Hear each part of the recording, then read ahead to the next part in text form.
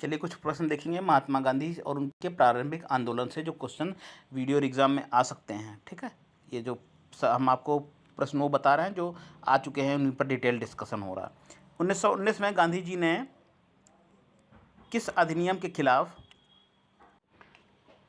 सत्याग्रह का आह्वान किया था, जिस अधिनियम ने अभिव्यक्ति की स्वतंत्रता जैसे मौलिक अधिकारों पर अंकुश लगाया और पुलिस शक्तियों को मजबूत किया?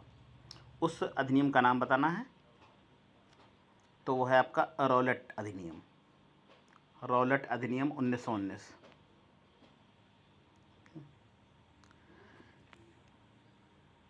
इसमें न अपील, न कोई दलील, न कोई वकील, ये टैगलाइन थी इस अधिनियम की। ठीक,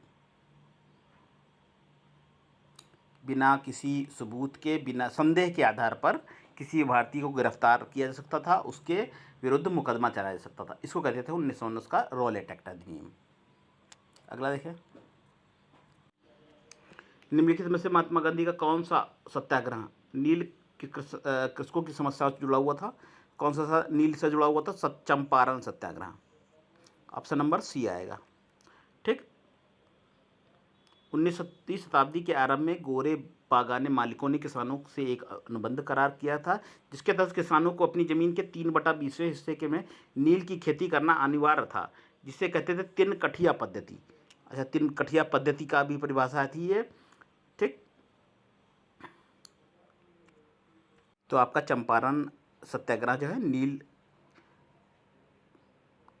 कृषकों की समस्याओं से संबंधित था। चलिए अगला देखेंगे। अगला है, किसने महात्मा गांधी के खिलाफत आंदोलन से जुड़ने का विरोध किया? किसने किया विरोध? मोहम्मद अली जिन्ना ने।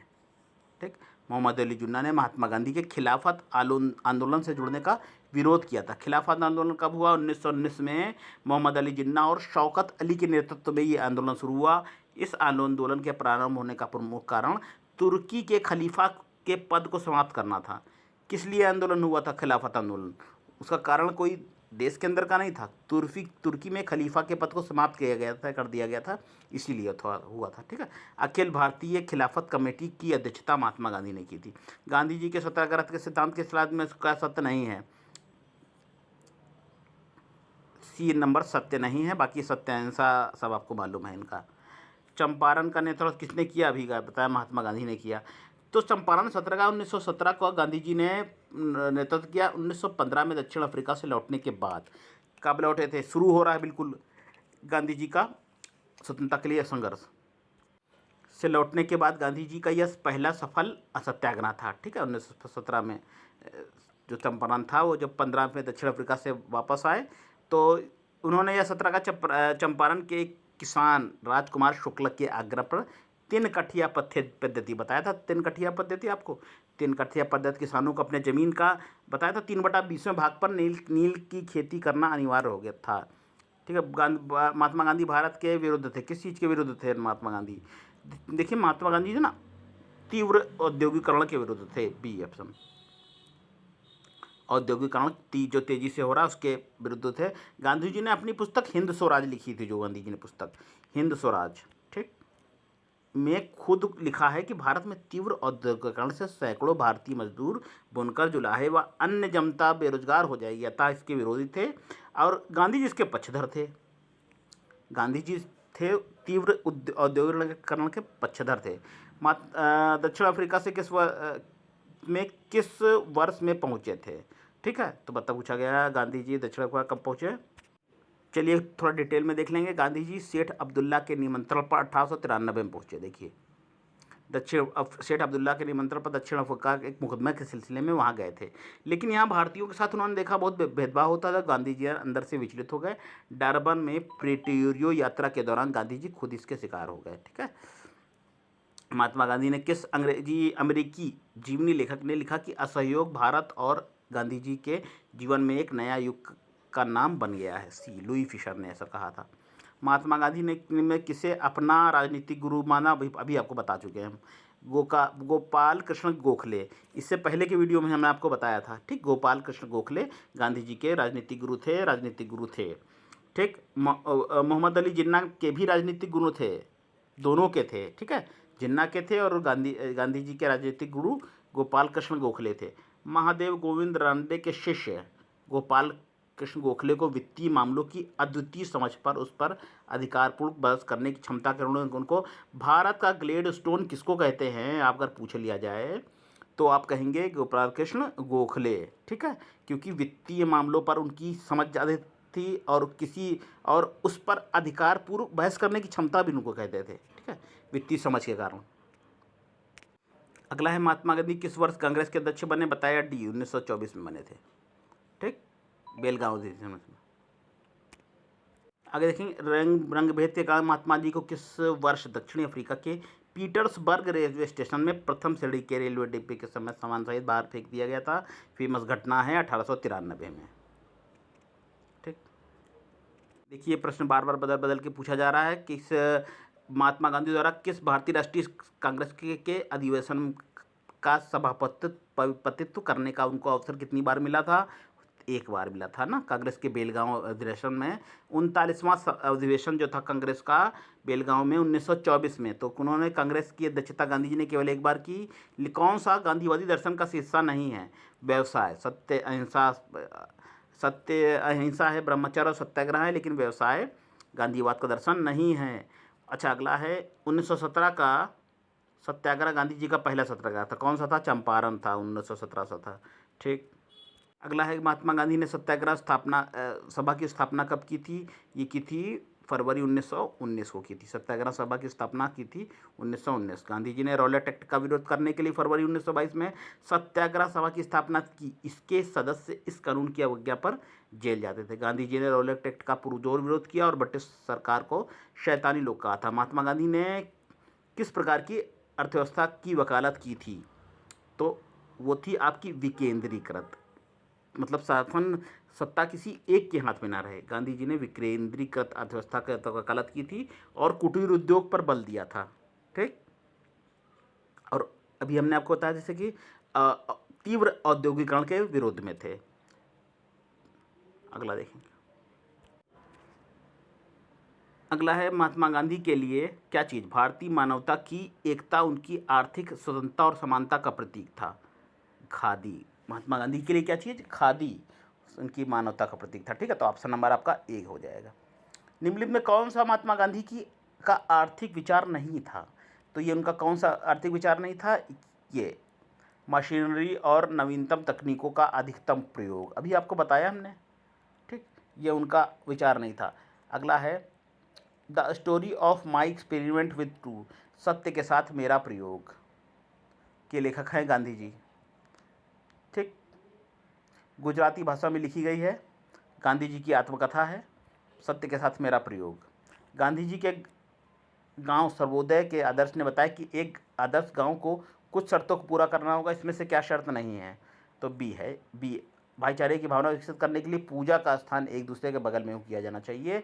ये जो आदर्श बताया था उन्होंने ग्राम सर्वोदय का, उसका ये बनाइए।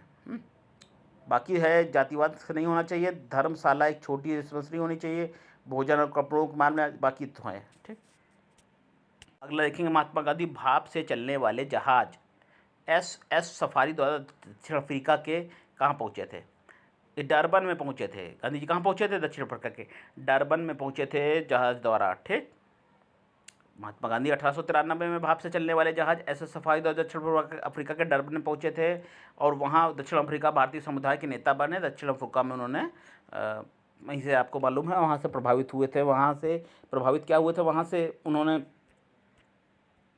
जब दशा देखी भारतीयों की खराब तो वहीं से उनको एक प्रेरणा मिली, आप ये कह सकते हैं।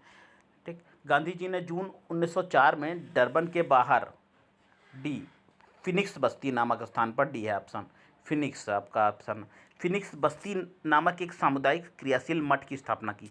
दक्षिण अफ्रीका में उन्होंने एक मठ बस्ती की स्थापना की थी, इसका नाम था फिनिक्स। फिनिक्स आश्रम की स्थापना 1904 में महात्मा गांधी ने दक्षिण अफ्रीका के डरबन में की थी। ठीक है, और 1912 में फिनिक्स ट्रस्ट के रूप में परिवर्तित हो गया। अच्छा, 1917 में ये तो कई बार आ गया है। में चंपारण किस राज्य में प्रारंभ हुआ, ये बिहारन, चंपारण बिहार में है आपका। ठीक, 1917 में चंपारण सत्याग्रह बिहार के चंपारण अंग्रेजी बागान किसानों के मालिक किया गया था। महात्मा गांधी का नमक सत्याग्रह आंदोलन दांडी मार्च कब प्रारंभ हुआ था? ये आपका 12 मार्च 1930 को प्रारंभ हुआ था। ठीक, दूसरा क्या होगा? 12 मार्च 1930 को। चलिए और क्वेश्चन देखेंगे महात्मा गांधी से संबंधित। महात्मा गांधी को राष्ट्रपिता के नाम से किसने संबोधित किया? सुभाष चंद्र बोस ने। 1 जुलाई 1944 को सुभाष चंद्र बोस ने रंगून रेडियो स्टेशन में गांधी जी को राष्ट्रपिता कहते हुए एक प्रसारण में, अपने रेडियो प्रसारण में निर्णायक जीत के लिए उनकी शुभकामनाएं मांगी थी। ठीक है। अमृतसर में जलियांवाला बाग हत्याकांड कुख्यात जनसंहार किस दिन घटित हुआ? तो यह 13 अप्रैल 1919, काला दिवस 13 अप्रैल 1919। 13 अप्रैल 1919 को अमृतसर के जलियांवाला बाग में डॉक्टर सत्यपाल और सैफुद्दीन किचलू की अध्यक्षता में वहाँ एक जन समुदाय को संबोधन हो रहा था। ठीक है। और वहीं पर जनरल डायर के आदेश से अंधाधुंध फायरिंग कर दी गई, जिसमें से लगभग 1000 लोग मारे गए। घटना का पाना मालूम होगा आपको। 13 अप्रैल रट लीजिए। ठीक है, मान लीजिए पूछ लें 13 अप्रैल 1919 ये रविंद्र। अच्छा, अगला क्या है देखें। रविन्द्रनाथ टैगोर ने किस नरसंहार के विरोध में नाइटहुड की उपाधि लौटा दी थी? तो जलियांवाला बाग कांड के विरोध में रविन्द्रनाथ टैगोर ने ब्रिटिश वायसराय लॉर्ड चेम्सफोर्ड, किसके काल में हुआ था ये? लॉर्ड चेम्सफोर्ड के जलियांवाला बाग हत्याकांड नरसंहार के विरोध में अपनी नाइटहुड की उपाधि लौटा दी थी। अगला क्या है? खलीफा की अस्थायी शक्तियों की रक्षा के लिए मार्च में बॉम्बे में एक खिलाफत समिति का गठन किया गया था। कब हुआ था? 1919 में हुआ था। ए ऑप्शन आपका। ठीक, खिलाफत समिति का गठन 1919 में बम्बई में हुआ था। खिलाफत समिति का गठन हकीम अजमल और मौलाना आज़ाद अली बंधुओं मोहम्मद अली और शौकत अली और हसरत मोहानी के नेतृत्व में हुआ। महात्मा गांधी की सलाह पर खिलाफत समिति ने असहयोग की नीति अपनाई थी।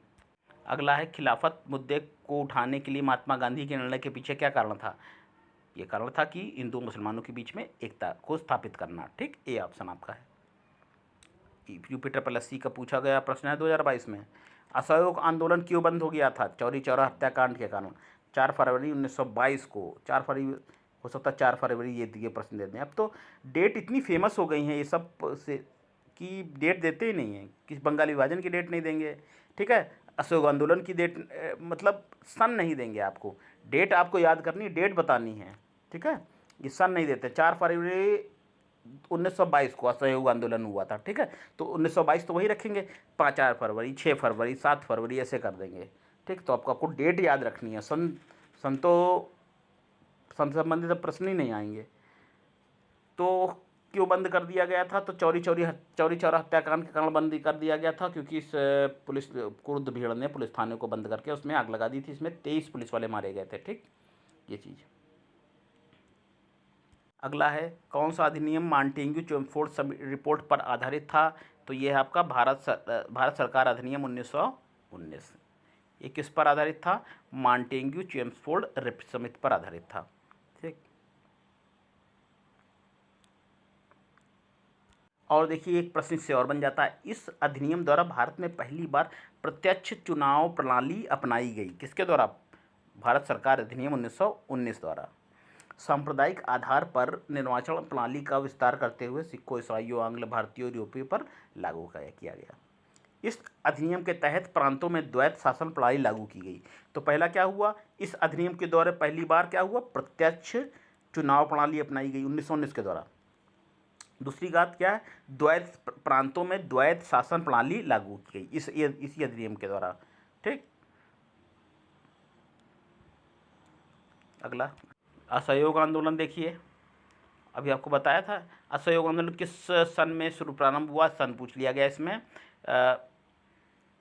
1920 में। ठीक, बताया असहयोग आंदोलन 1920 में प्रारंभ हुआ। चलिए कुछ प्रश्न देखेंगे इससे जो बन सकते हैं। असहयोग आंदोलन का शुरुआत गांधी जी द्वारा 1 अगस्त को की गई, 1920 को की गई थी, क्योंकि इसी दिन तिलक की मृत्यु हुई। असहयोग कार्यक्रम पर विचार हेतु सितंबर 1920 में कलकत्ता में कांग्रेस का प्रथम का विशेष अधिवेशन बनाया गया। गांधी जी ने इसके असहयोग प्रस्ताव का विरोध सबसे पहले एनी बेसेंट ने किया, जबकि प्रमुख विरोधी CR दास थे। ठीक, जिनका विरोध विधान परिषद के बहिष्कार को लेकर था। चलिए अगला प्रश्न देखेंगे। स्क्रीनशॉट आप ले लीजिएगा। असहयोग आंदोलन कब वापस ले लिया गया? 4 फरवरी होता है ना, 4 फरवरी 1922 को क्यों? चौरी चौरा की घटना हमने आपको बताई कि पुलिस थाने में आग लगा दी गई, इसलिए गांधी जी आहत होकर उन्होंने किया। तो 4 नंबर होगा आपका क्या? सितंबर 1922। ठीक है, फरवरी 1922 यानी ऑप्शन नंबर 1 सही, ए सही होगा आपका, ए सही होगा आपका ऑप्शन नंबर। अगला प्रश्न, चौरी चौरा भारत के किस राज्य में है? तो ये आपका है उत्तर प्रदेश में है। ठीक है, उत्तर प्रदेश के गोरखपुर जिले में है चौरी चौरा नामक स्थान। चौरी चौरा की घटना कब हुई? देखिए अब ये अगला प्रश्न जो है ना, कब हुई घटना, तो ये हुई थी 4 फरवरी 1922 को। ठीक है, विकल्प में देखिए 5 फरवरी दे दिया गया ना, 4 फरवरी है ही नहीं, तो 4 फरवरी 2022 डेट यही है। ठीक है, 4 फरवरी 2022 को चौरी चौरा नामक घटना गोरखपुर जिले में हुई थी। चलिए, चौरी चौरा नामक घटना जिसके कारण गांधी जी को अपना असहयोग आंदोलन बंद करना पड़ा, बताया आपको सी है। ठीक है, चौरी चौरा नामक स्थान गोरखपुर में है। चलिए, साइमन कमीशन से संबंधित कुछ प्रश्न देखेंगे। 1930 में महात्मा गांधी द्वारा सविनय अवज्ञा आंदोलन शुरू करने का कारण क्या था? इसका कारण था नंबर सी, नमक कानून तोड़ने के लिए दांडी मार्च। ठीक, 1930 में महात्मा गांधी द्वारा सविनय अवज्ञा आंदोलन को शुरू करने का मुख्य कारण नमक कानून तोड़ने के लिए किया गया दांडी मार्च था। गांधी जी ने साबरमती आश्रम में 12 मार्च 1930 को अपना 78 अनुयायियों के साथ ब्रिटिश नामक एकाधिकार के खिलाफ दांडी मार्च प्रारंभ किया था। अगला, दांडी नामक यात्रा के दौरान निम्नलिखित किस सामाजिक कार्यकर्ता ने गांधी जी को आंदोलन को केवल पुरुषों तक सीमित न रखने के लिए राजी कर लिया था? तो वो था कमला देवी चट्टोपाध्याय ने उनसे विनती की थी कि आप इसको महिलाओं को भी इस आंदोलन से जोड़िए। ठीक, पुरुषों तक ही सीमित ना रखा जाए। तो 24 दिवसीय इस मार्च की शुरुआत गांधी जी ने 12 मार्च, यही सब प्रश्न बन रहे हैं, 12 मार्च 1930 को अहमदाबाद के साबरमती आश्रम में 78 अनुयायियों के साथ की थी। 6 अप्रैल गांधी जी ने समुद्र किनारे दांडी नामक स्थान पर पहुंचकर नमक कानून तोड़ा। यहीं से सविनय अवज्ञा आंदोलन की शुरुआत हुई। अगला है, अंग्रेजों के साथ किस समझौते के बाद गांधी जी द्वारा सविनय अवज्ञा आंदोलन 1930 में बंद कर दिया गया था? तो यह है Gandhi Irwin pact. Gandhi Irwin समझौते के कारण 5 मार्च 1931 को गांधी इरविन समझौते के बाद गांधी जी द्वारा सविनय अवज्ञा आंदोलन को बंद कर दिया गया। गांधी इरविन पैक्ट को दिल्ली पैक्ट के नाम से भी जानते हैं, दिल्ली पैक्ट या Gandhi Irwin pact. Shri K M. Munshi ने इस समझौते को भारत के संवैधानिक इतिहास के एक युग प्रवर्तक घटना कहा था। के.एम. मुंशी द्वारा कही गई है युग प्रवर्तक घटना। किस व्यक्ति को साइमन कमीशन के अध्यक्ष के पद पर नियुक्त किया गया था? तो यह आपका सर जॉन अब्रूस साइमन। नेक्स्ट है, दांडी मात्रा जिसे साल्ट मार्च या दांडी मार्च के नाम से भी जाना जाता है, किस आंदोलन के शुरू होने के कारण बनी? तो सविनय अवज्ञा आंदोलन के शुरू होने के कारण बनी। ठीक, अगला है, साइमन कमीशन किस वर्ष भारत में आया था? तो ये आया था आपका ऑप्शन नंबर डी है, 1928 में आया था साइमन भारत। ठीक, अगला है, साइमन कमीशन का विरोध करते हुए पुलिस हमले के कारण किस राष्ट्रवादी नेता की मृत्यु हो गई थी? लाला लाजपत राय जी की मृत्यु हो गई थी। ठीक, साइमन कमीशन 3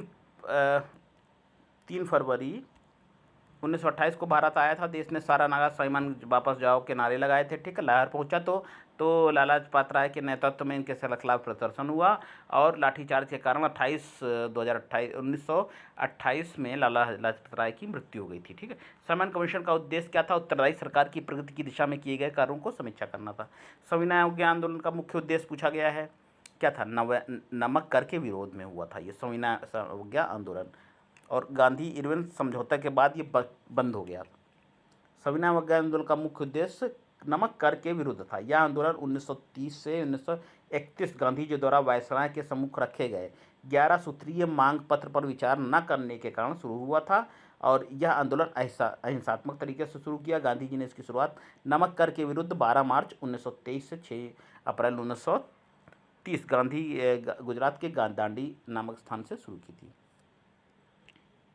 अगला क्या है, गांधी इरविन समझौते से प्रश्न, भारत सरकार अधिनियम 1935 के अनुसार मुख्य न्यायाधीश के साथ कितने न्यायाधीशों की नियुक्ति की गई थी?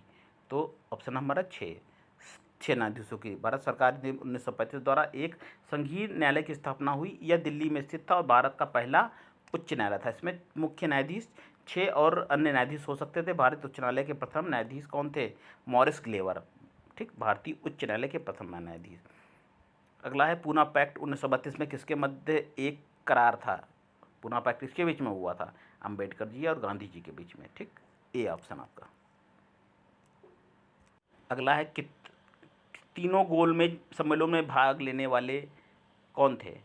वो थे आपके डॉक्टर BR अम्बेडकर। तीनों गोलमेज सम्मेलन में भाग लेने वाले। ठीक, तो प्रथम गोलमेज सम्मेलन देखिए तीनों का दिया हुआ है, लंदन में हुआ था। इसमें क्या दलितों की तरफ से भीमराव अम्बेडकर भी शामिल हुए। द्वितीय कहाँ हुआ था? आपका लंदन में हुआ था। और इसमें दलितों के लिए एक अम्बेडकर ने एक पृथक निर्वाचक मंडल की मांग की थी। ठीक, और तृतीय में उन्होंने इस 46 प्रतिनिधियों ने इसमें भाग लिया था। तो अब क्या है अगला, कौन सा महत्वपूर्ण व्यक्ति सभी तीनों गोलमेज सम्मेलन में भाग लिया था? तो ये तो प्रश्न दोबारा भी बताइए आपको, BR अम्बेडकर जी ने। ठीक, तीनों गोलमेज अधिवेशन में भाग लिया था उन्होंने। महात्मा गांधी ने कांग्रेस के प्रतिनिधि के रूप में केवल दूसरे गोलमेज सम्मेलन में भाग लिया था। ठीक,